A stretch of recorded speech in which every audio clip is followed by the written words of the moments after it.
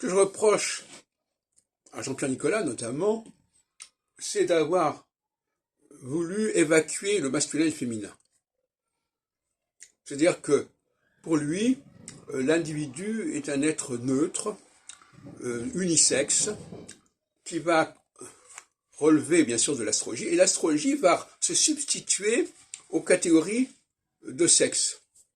Et pour moi, ce n'est pas du tout innocent comme démarche. Beaucoup d'astrologues sont dans le refus de prendre en compte le sexe, c'est-à-dire si on est un homme ou une femme. Pour eux, c'est une affaire complètement extérieure à l'astrologie, non seulement extérieure à l'astrologie, elle est extérieure à l'astrologie, mais en plus l'astrologie n'a pas à en tenir compte, qui est un deuxième problème. Or, l'astrologie doit tenir compte, impérativement du sexe.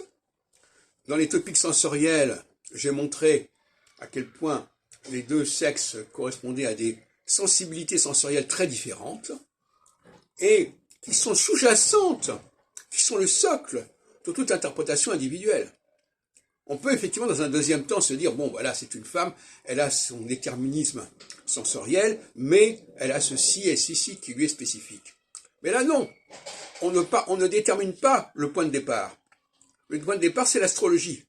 Alors que pour moi, le point de départ, c'est l'appartenance au niveau psychologique, psychosociologique, c'est l'appartenance à une sensibilité sensorielle particulière, qui d'ailleurs pour les homosexuels est inversée. Donc, il y a là un point aveugle de l'astrologie qui est partagé par la plupart des astrologues, alors que dans certains ouvrages de la littérature astrologique, on peut lire des textes qui sont réservés aux hommes et aux femmes, différemment, séparément. Donc cette idée de je ne sais pas à quel moment on s'est mis dans la tête de ne pas tenir compte du sexe des gens, et de remplacer ça par leur appartenance à tel signe ou à telle planète, mais c'est à mon avis tout à fait scandaleux.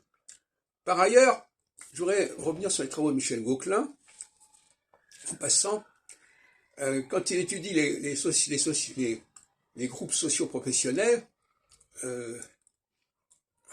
est-ce qu'il tient compte justement de fait que ce sont des hommes ou des femmes? C'est un point très important, parce que